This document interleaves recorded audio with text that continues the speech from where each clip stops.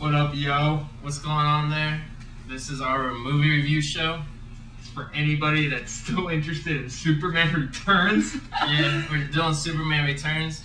My friend Bourbon Street over here, he's got to keep his identity hidden. I'm ashamed, man. Because he's so ashamed they actually paid money to see this movie. Parking. We paid 3D price. Yeah, we actually paid more than most people would. Sit in a fucking little theater. Yeah, because we like a yard long. Because we actually went to see the 3D version. I don't know if anybody's seen the 3D version. It's alright, you can take your mask. Got like 18 extra minutes. Yeah, to it. It's like, be careful in case you haven't seen the movie, or if you're really on the edge of your seats and waiting for video or something.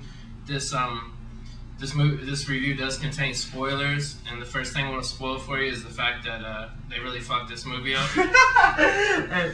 and Bryan Singer likes some ass. Yeah. So here's our movie review. Alright. I think I'm just gonna roll with my ass. You want to wear them? I'm Bourbon. Alright. All So, Superman, has this exciting little credit sequence. It starts out with the original score. Who's the score originally done by? It's the Star Wars. Jerry Goldsmith? Yeah, I don't know. But, they got the original. No, you're right. It was John Williams, the Star Wars guy. That's why that shit sounds like Star Wars. Yeah. It's the same theme, It was like one of the... It starts out, it's got the fucking Superman... And then takes you through this little quest through the galaxy. Yeah. What? For nothing. To land in Smallville. Because good old Superman has to use a spaceship to travel in space. That made no sense. Fucking. The thing about it is like when Superman was a baby, he came in a spaceship, but like that shit crashed and disintegrated. So like, where did he get the spaceship to go back up into space? I want to see the movie where he fucking spends like 2 hours building this piece of shit. Well, it would be cool if it was something that the Fortress was able to dictate because it was like Krypton. Well, it would have been cool if they just would have shown this, but they were too fucking cheap and they cheaper at $200 million. Yeah, they couldn't show anything. But so he fucking shows his fucking mom whatever. I want to say it's Martha. Whatever. Because Daddy died in the first movie. But we have to stick to that. If you don't know the comic book, his mom and dad on Earth, they were still there, but in the old movie, they killed his dad off, had some shitty heart attack because they tried to race up the driveway or something. Some fucking stupid shit. Like if you knew your dad had a heart attack and had a bad heart, and you were actually able to run the speed of sound or something, would you really be trying to get him in a race or what? And you could turn back time. But hey, we're not going to sit and just on the original, because the original is what it is, and it's corny. We're just saying, I mean, don't get me wrong, the old movie, the only good thing actually was Christopher Reeve as Superman, but they chose to do this actually as if it was a sequel to the old Superman movie. So everything that they... Was it a sequel or was it a remake?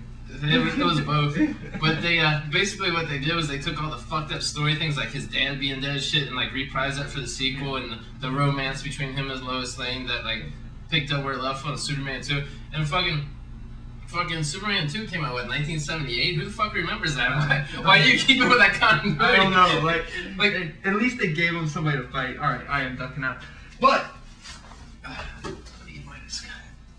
for everybody, that mask is very painful stuff. Yeah, so Bourbon Street, the veil of shame has been lifted. He's gonna come back. I can't take it, man. It's a new mask. It needs to be broken in. But so, he lands in fucking Smallville, and Mommy finds him, and they skipped over the coolest thing to ever read about the movie. When you read about the movie, he was supposed to go find Krypton. Yeah, they kept saying he went to go find Krypton because he got a message from some scientists that it could still exist. That they found it on the radar or on the fucking telescope or something, and he wanted to go see what piece. And that would have been a cool scene, to see him find the dead Krypton, and then him be pissed. And try to. But let's just skip over that to get to some fucking romance that happened in another movie 20 years ago.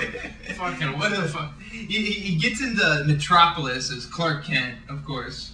And he goes to his workplace and he finds out that his old love from 25 years ago is now has a kid. Now as a kid. And he breaks the mirror. He breaks the mirror. Superman's an asshole. He's Superman's such a fucking dick that he's gonna be going around fucking breaking mirrors and shit. fucking shit up. And then, of course, you know, Lois Lane is some stupid bitch. Yeah, is on an airplane or on a shuttle, like an airplane that's getting ready to shuttle. What was it? An airplane that was launching a space shuttle? Yeah, they're on a passenger airplane. Shit. They're on a passenger because get like a 747 from Delta. Because on your way to Hawaii, you just want to help some astronauts get to Mars. That makes no fucking sense.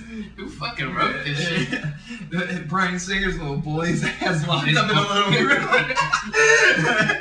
Like, oh, you guys gotta help me jerk off a little. I think Snakes on a Plane has a better script than this bullshit.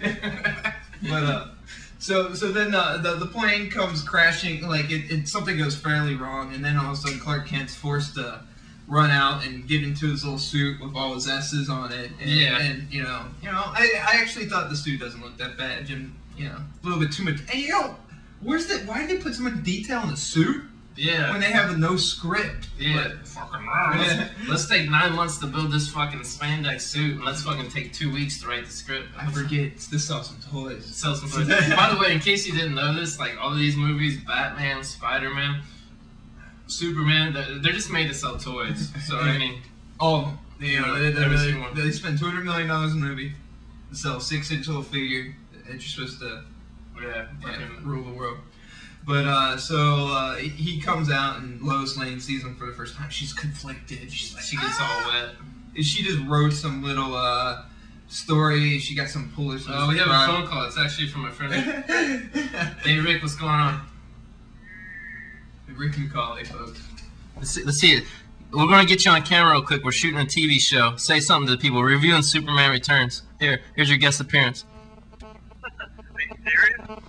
Yeah, I'm serious, dude. Say something. I'm holding the cell phone up to the mic. Say something. Say. We gotta keep this under 15 minutes long too. Yeah. Spacey's worst performance ever. What a fake ass Lex Luthor or whatever.